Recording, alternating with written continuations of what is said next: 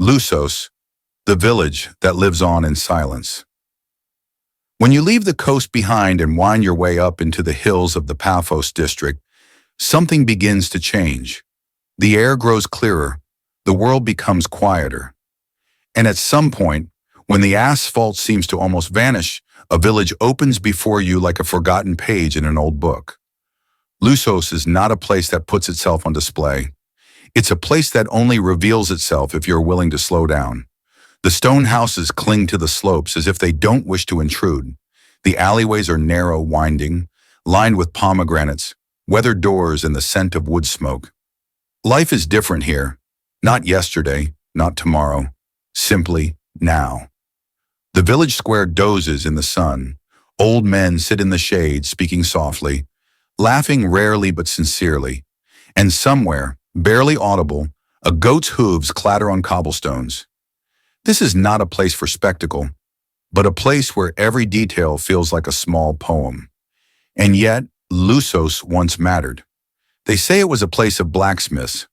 Iron was worked here, drawn from deep within the mountains, from the Troodos to the light.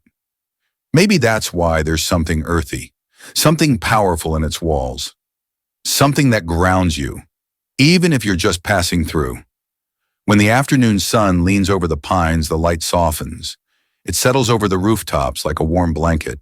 And maybe you're sitting in a small taverna, a glass of wine in hand, and suddenly you think, there's nothing here. And yet everything is here.